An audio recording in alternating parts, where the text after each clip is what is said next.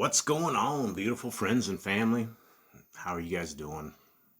Shalom, shalom, shalom. Much love.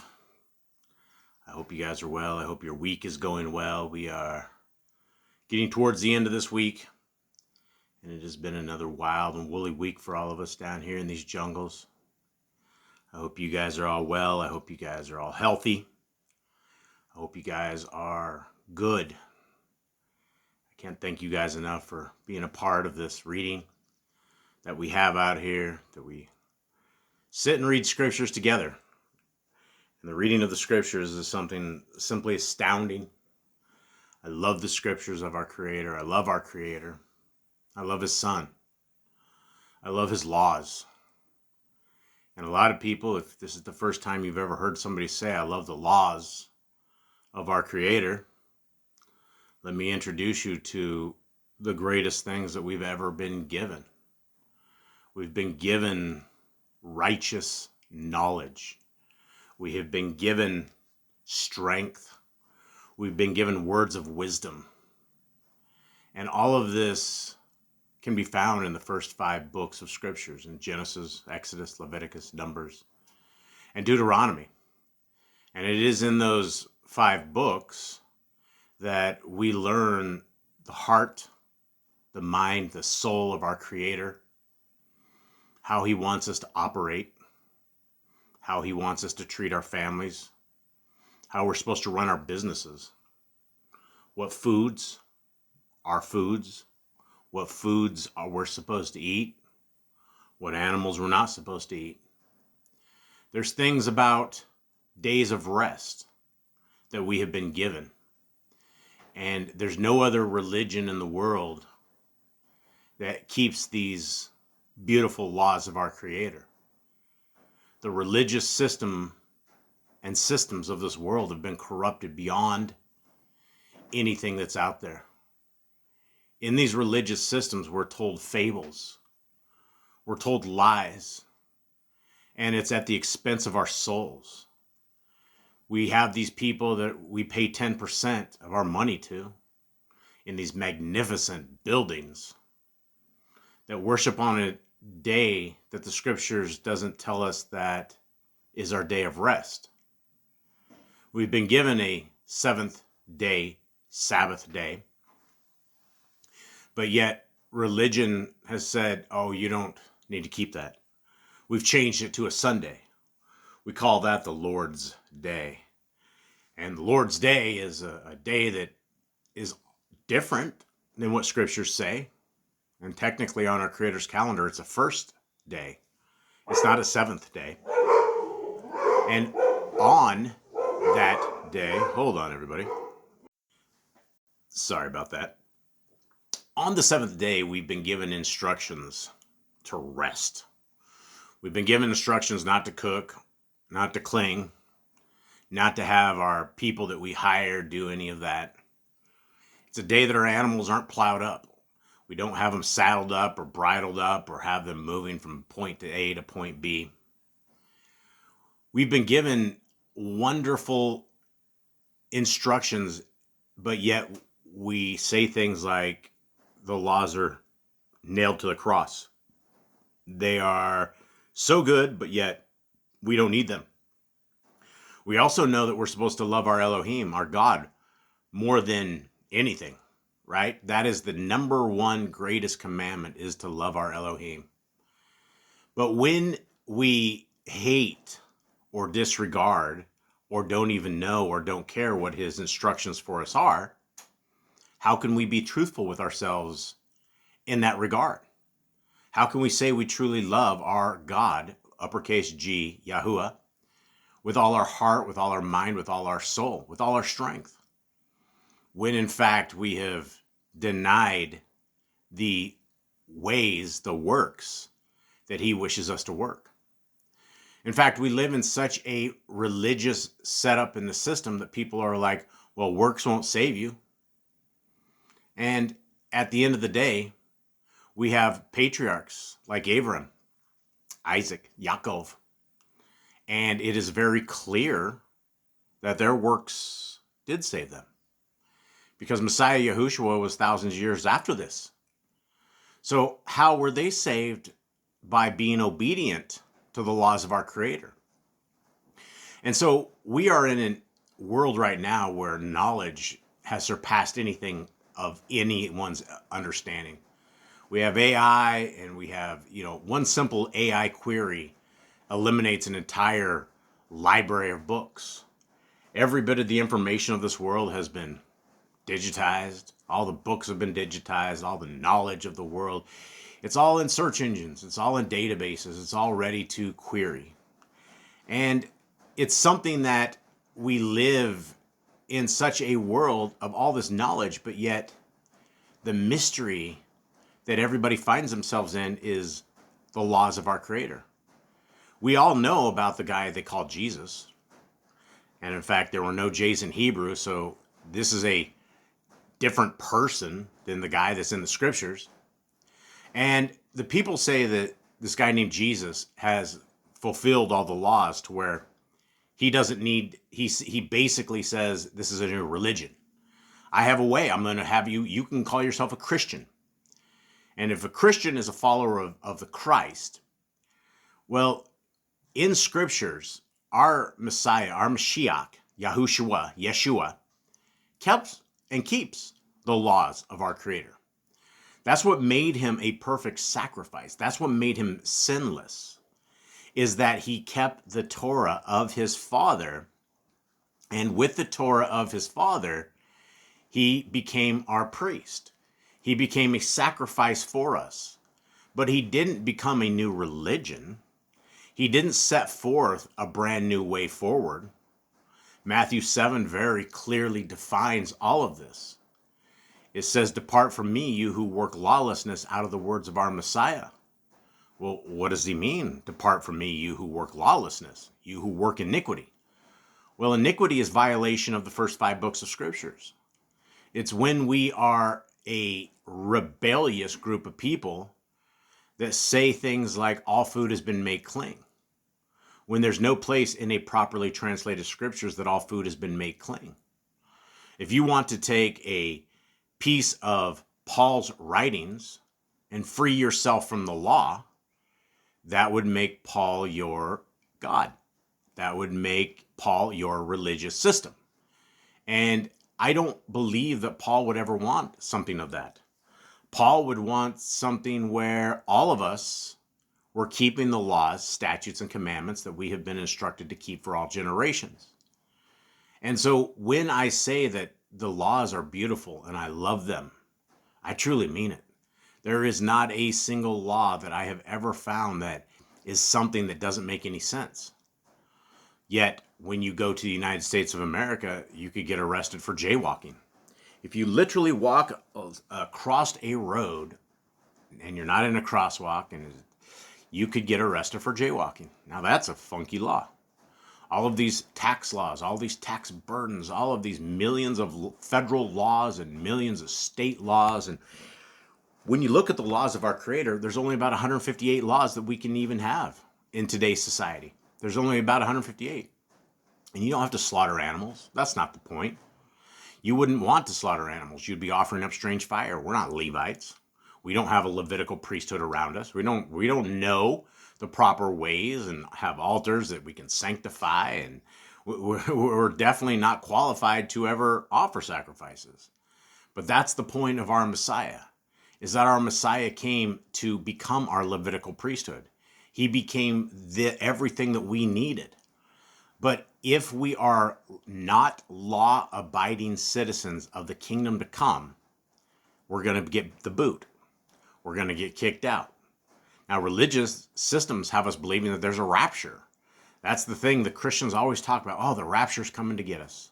The rapture's going to save us. There's not going to be any kind of tribulation. There's these pre-tribulation and mid-tribulation raptures, and everybody has all this doctrine on this kind of stuff. And the problem is they miss the entire boat when it comes to doctrine. If you don't have the entire word of our Creator in your heart, in your mind, in your soul, from page 1 all the way down to the last page, including the Apocrypha, then you're doing yourself a disservice. And it's not something that you can just read one time. It's something that we're called to read all the time. In fact, we're supposed to love the laws of our Creator so much that we talk about them in the morning.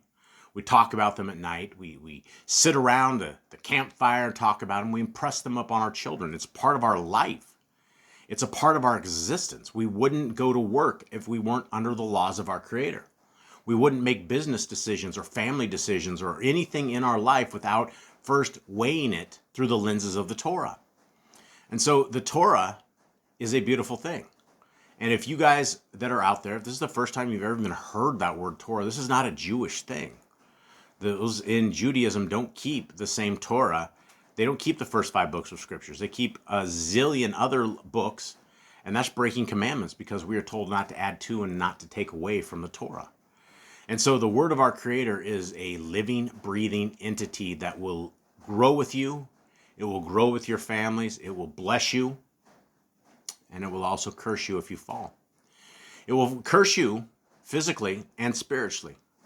Because when we fall under the curses of the Torah, we could get very sick from eating pig, swine, food that was never ever meant to be eaten. There's a lot of bad things that can happen because we don't keep the Torah. And so, guys, I would encourage all of you guys out there to walk the Torah, love the Torah, be a part of the Torah, and be a part of Yah's kingdom. Be a part of his son's world. Now, what you're looking at right before your eyes is you're looking at a limited edition Yah Scriptures. This is the greatest English translation that has ever been produced. And it is a favorite of many, many people. It's called the Big Blue. Lots and lots and lots of people have gotten this Big Blue book. It is 103 books. It is all the Apocrypha restored. It has the proper names of our Creator, his Son, all of the patriarchs. And it's cheap in terms of the rest that is out there that is much far inferior than the Yah Scriptures. You guys can get this at yahscriptures.com. And you can also get all the free versions of them. Guys, there's all the different apps. They have the Android app. You have the Apple version of it. Spanish version will be coming out in the next week or so. And it is incredible. It's free. Absolutely free of charge. The eSword modules are free of charge. All of this is free. And you guys can just go to yahscriptures.com right there. Click on downloads at the top of this. And you can also purchase these. And this is a prison ministry as well. What we do is we ship these into our brothers and sisters in chains absolutely free of charge. And we minister to them. I have my 3 sons that weekly work on their brothers and sisters in chains as we have a pen pal mission that we sit and we talk to those who are stuck in the United States prison systems. And as there is a tremendous amount of Torah keepers in the prison system, there's also all of these fake religious systems that are trying to get our brothers and sisters in chains further into the pagan world that we live into. So guys, with that, I hope that you guys have a wonderful time, a wonderful reading with me on this. We are in the book of Enoch. If you've never read the book of Enoch, I'm going to get you caught up right now. We are on chapter 19, but I'm going to give you a breakdown of exactly what happens in the first, in all of these. So this is the book of Enoch. This is a recap. We'll call this our Cliff Note versions. The opening Enoch, this is from chapters 1 through 5. The opening presents a vision of Enoch regarding the coming judgment of the wicked and the vindication of the righteous. It announces that Yahuwah, often rendered as Elohim, the Holy Great One, will appear to execute justice. It also goes into talking about how nature obeys Yahuwah. And this is the book of Enoch is not a baller book. When I'm talking baller, I'm not talking monkeys living on a spinning water ball. It says Enoch proclaims that while creation obeys divine order, mankind does not. Thus, a day of reckoning is inevitable, right? The sun comes up every single day. The moon comes up. The stars, they run in their little circular patterns. It all obeys the laws, statutes, and commandments of our Creator. And it also gives us a call to the righteous. These chapters exhort the righteous to remain faithful, for they will be rewarded.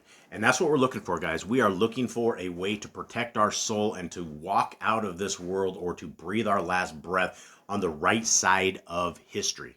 And the right side of history is not doing the will of Hasatan. It's not being the devil's child. It's not raising your hand at 8 years old and thinking you're saved and thinking that you're going to be saved for eternity, when very clearly Scriptures talks differently.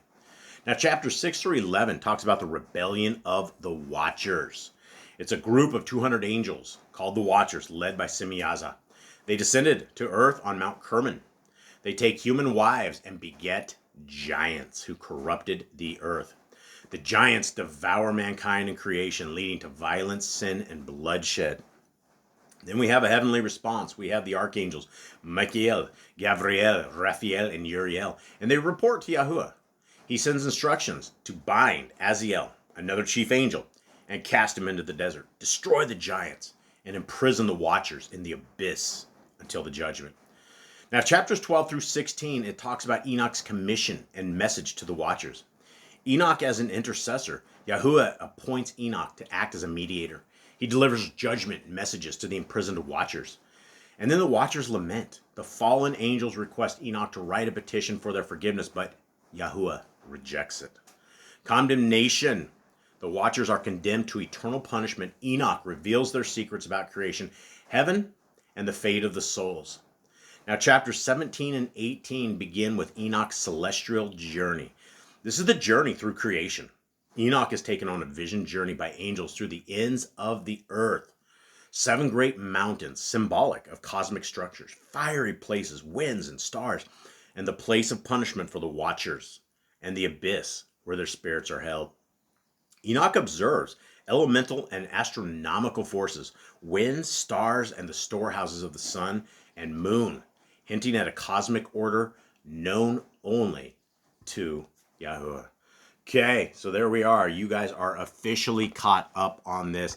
Now, what we're going to go into is we're going to go into the beautiful Yah Scriptures app. This is free, guys. This app right here is worth, in my mind, hundreds of dollars. It's worth everything, because this you can put on every tablet, in Apple, Android. You can put it on Android TVs. You can put it on Apple devices. It's amazing. And right here you have the Torah commands. If you don't know what the Torah is, if the laws of our Creator are a mystery to you, they're free, guys. Everything in Yah Scriptures is free, because willingly our Creator has given us all these things. He didn't charge us for them. The prophets didn't charge for this.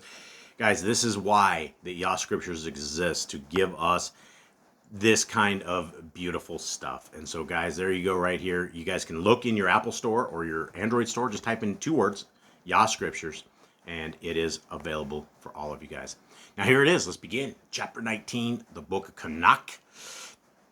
And Uriel said to me, "Here shall stand the messengers who have connected themselves with women, and their spirits, assuming many different forms, are defiling mankind and shall lead them astray into sacrificing to demons as mighty ones, till the day of the great judgment, in which they shall be rightly ruled till they are made an end of."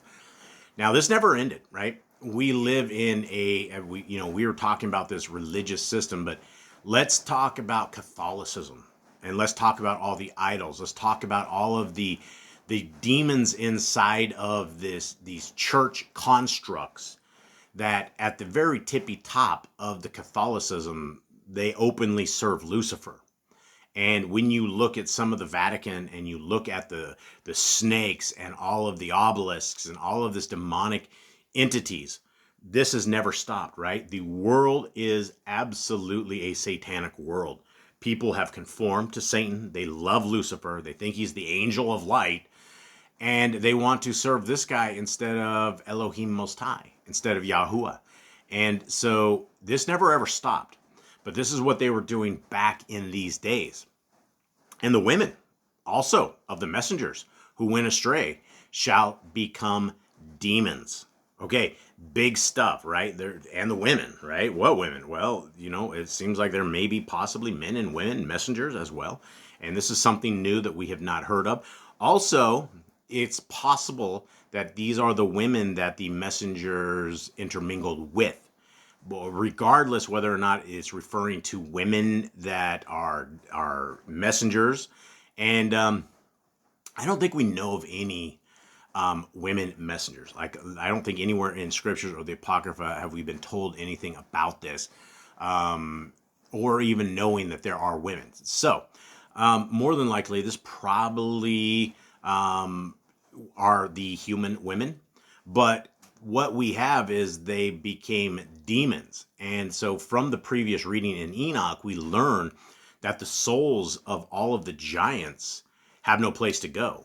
And so they become unclean spirits, and they become the ones that plague us and take us to school, the ones that are always trying to take us and our children and our families, the ones that are trying to cause chaos. And for those who are Torah keepers, right, we are under the thumb of the enemy.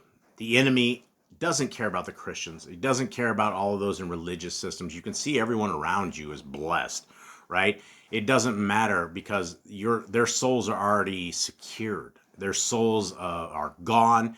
They have chosen their way forward. And it's not the way of Elohim. And so we always have to be very astute and diligent and vigilant in that we are under attack. And so continuing on, 3. And I, Enoch, alone saw the vision, the end of all matters, and no man shall see as I have seen. 20. And these things, and these are the names of the Kodesh messengers who watch. Uriel, one of the Kodesh messengers who is over the world and over Gehenna. All right, so now we're getting a little bit of structure as far as the big dogs. These are the big guns. These are the ones that are over all sorts of stuff, right? Gehenna is essentially the spot between, eternal damnation and the holding spot. Doesn't sound like a great spot to be, but Uriel is he's the warden. He's the warden of this place. Raphael, one of the Kodesh messengers who is over the spirits of men. Big stuff, right? Understanding, when we die, what happens, who's sorting who. Well, Raphael looks like one of them. Ragiel, one of the Kodesh messengers who takes vengeance on the world of the lights. There's lots of stuff right there. Michael, one of the Kodesh messengers, in order that he is appointed over the best part of mankind and over disorder. So not only is he over the best part, but he's over disorder. And we also learn from the book of Enoch that part of the judgment of the watchers was that they had to watch all of their kids essentially destroy themselves.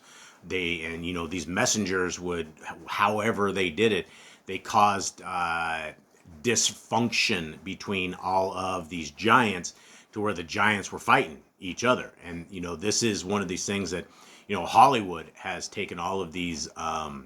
They've taken all this stuff, right? And they call it Greek mythology. And they've made all these movies and Marvel and all of these things. They're basically showing you the demons that are out there, that are always attacking the people, that are always, these are the giants of old that are roaming around as demons right now.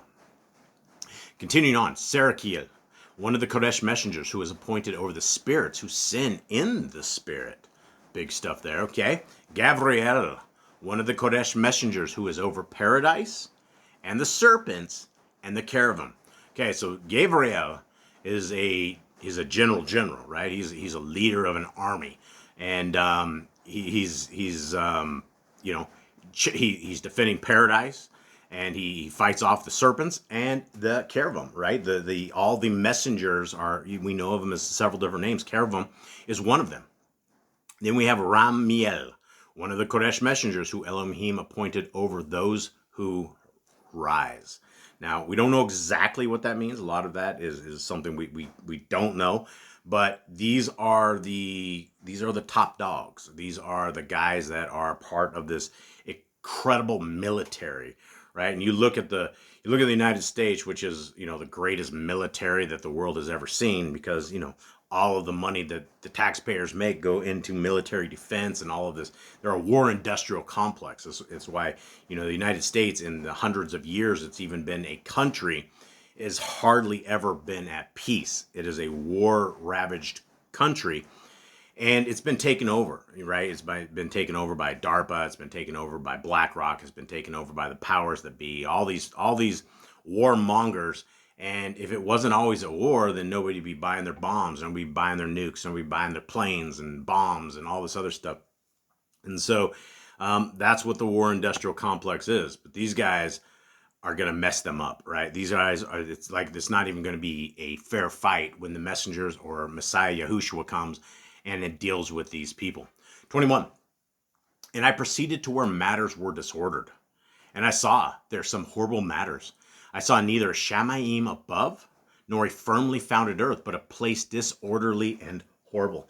Okay, there's that firmly founded earth again, right? This is where the book of Enoch is a NASA destroyer. It's a Hebrew word, deceiver, destroyer. NASA's stealing, 50, $60 million a day from the American people, pretending that they have things on Mars, pretending that they're shooting rockets as they go off into the oceans. You have these Satanist Freemasons like Jeff Bezos. You have all of these demons that are always in the know, in the mix, in the club, in the occult, that is always deceiving people. And the book of Enoch very clearly talks about this is a flat plane.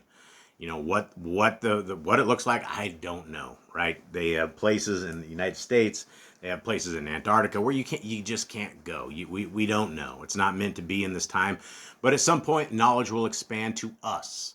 We will know the secrets of the Shamayim, and we will go, oh wow, this is crazy. They were hiding all this stuff from us for all these years. But what we're talking about right here is we're talking about a terrible place that Enoch was seeing. And there I saw 7 stars of the Shamayim bound together in it like great mountains and burning with fire. Then I said, for what sin are they bound? And on what account have they been cast in here? Then spoke Uriel, one of the Kodesh messengers who was with me, and was chief over them, and said, Enoch, why do you ask? And why are you eager for the truth? These are the number of the stars of the Shamayim which have transgressed the command of Yahuwah and are bound here till 10,000 years.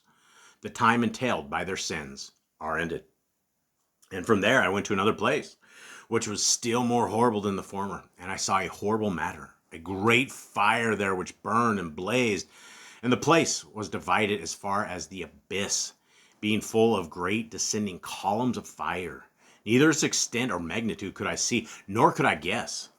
Then I said, how fearful is the place, and how terrible to look upon. Then Uriel answered me, one of the Kodesh messengers who was with me, and said to me, Enoch, why have you such fear and terror?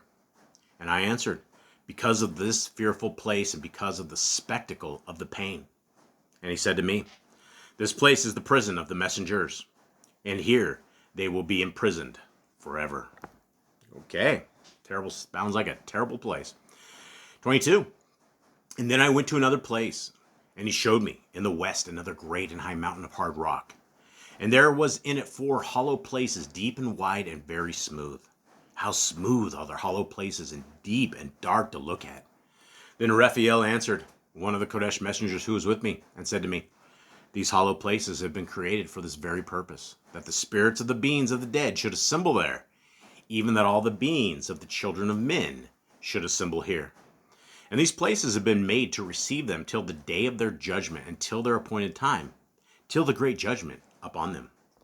I saw the spirits of the children of men who were dead, and their voice went forth to the Shamayim and petitioned. And I asked Raphael, the messenger, who was with me, and I said to him, this spirit, whose is it whose voice goes forth and petitions?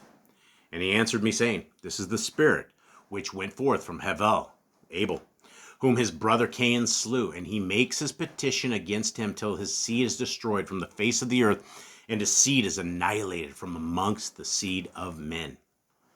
Then I asked regarding it, and regarding all the hollow places, why is one separated from the other?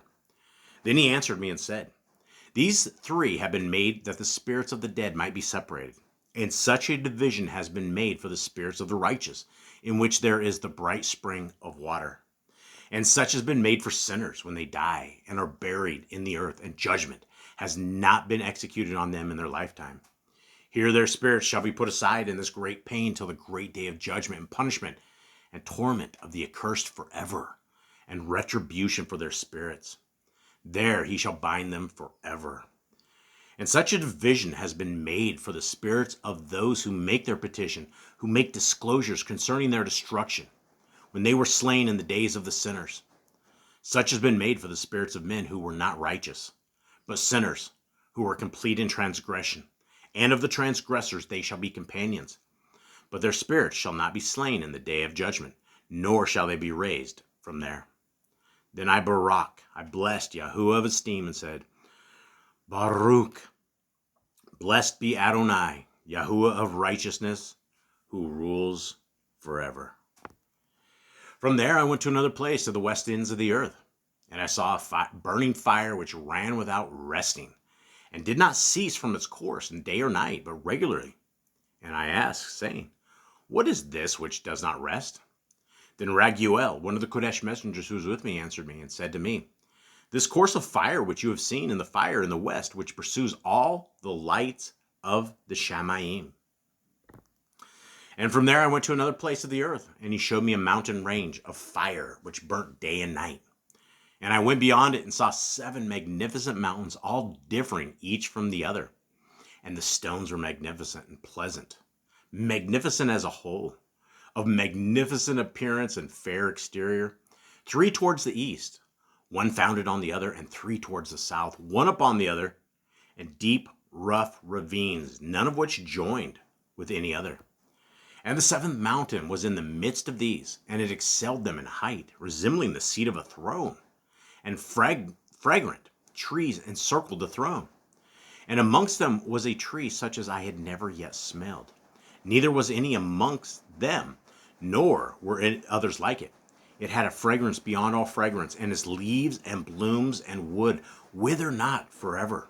And its fruit is pleasant, and its fruit resembles the dates of a palm.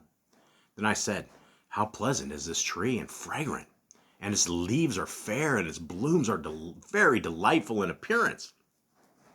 Then answered Michael, one of the Kodesh and honored messengers who was with me, and was their leader. And he said to me, Enoch, why do you ask me regarding the fragrance of the tree? And why do you want to learn the truth?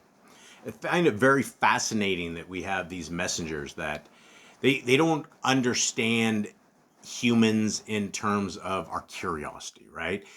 You know, any human that is out there, you know, we see spectacles or things that we just don't understand, and we're like, wow, what is that? What's going on? We're very curious. We're a very curious group of people. And these messengers, they know all of this. They know all the secrets of the Shamayim. They know everything that is in and around, but yet here we are trying to figure out the truth. Then I answered him saying, I want to know about all matters, but especially about this tree. And he answered saying, This high mountain which you have seen, whose summit is like the throne of Elohim, is his throne, where the Kodesh Great One, Yahuwah of esteem, the eternal sovereign, will sit when he shall come down to visit the earth with goodness. And as for this fragrant tree, no mortal is permitted to touch it till the great judgment, when he shall take vengeance on all and bring to its end forever. It shall then be given to the righteous and Kodesh. Its fruit shall be food to the elect. It shall be transplanted to the Kodesh place, to the Hayekel of Yahuwah, the eternal sovereign. Then they shall rejoice with joy and be glad, and into the Kodesh place they shall enter. And its fragrance shall be in their bones, and they shall live a long life on earth, such as your fathers lived. And in their days shall no sorrow, or plague, or torment, or calamity touch them. Then I Barak, the Elohim of esteem, the eternal sovereign, who has prepared such matters for the righteous, and has created them and promised to give to them. All right, let's keep rolling here. 26. And I went from there to the middle of the earth, and I saw a Baruch place in which there were trees with branches abiding and blooming.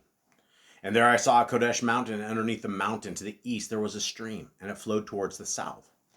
And I saw towards the east another mountain higher than this, and between them a deep and narrow ravine, wherein also ran a stream underneath the mountain. And to the west of there was another mountain, lower than the former, and of small height, and a ravine, deep and dry between them, and another deep and dry ravine was at the extremities of the 3 mountains. And all the ravines were deep and narrow, of hard rock, and trees were not planted upon them. And I marveled at the rocks, and I marveled at the ravine. Truly, I marveled very much. Then I said, For what object is this Baruch land? What is this blessed land which is entirely filled with trees, and this accursed valley between? Then Uriel, one of the Kodesh messengers who was with me, answered and said, This accursed valley is for those who are accursed forever. Here shall all the accursed be gathered together, who utter with their lips against Yahuwah indecent words, and of his esteem speak harshness. Here shall they be gathered together, and here shall be their place of judgment. In the last days there shall be upon them the spectacle of righteous judgment in the presence of the righteous forever. Here shall the compassionate Barak, Yahuwah of esteem, the eternal sovereign. In the days of judgment over the former, they shall Barak him for the compassion in accordance with which he has assigned them. Then I Barak Yahuwah of esteem, and proclaimed his esteem, and exalted him magnificently. All right, my friends. All right, my brothers and sisters. This has been an incredible reading. For those who make it to the end of this stuff, thank you so much. I really appreciate my family. In this world that we have, most of our family is going to be accursed. Most of our family is going to be in these valleys and these little crevices of these rocks of spirits, and it's going to be a sad place for them. And what we're trying to do is we're trying to be the anomaly. We're trying to be that drop of water in the wave of people who don't make it. And in this world and in this life is full of distractions, is full of demonic entities, is full of demonic sources. Everything is trying to corrupt us and corrupt our minds and corrupt our souls. And this is where we can all choose our Elohim Most High. This is where we can take his Torah, his laws, and we can write it upon our hearts, minds, and souls. We can become the anomalies. And it is with that I hope that I catch all of you guys on the other side. That I catch all of you guys in the Shamayim. In a place where we can high-five each other, where we can talk about our obedience, we can talk about the greatness of our Elohim and his greatness that has preserved a group of feeble people like us. And so, guys, thank you very much. Much love to you all. Until we meet again. Shalom. Shalom.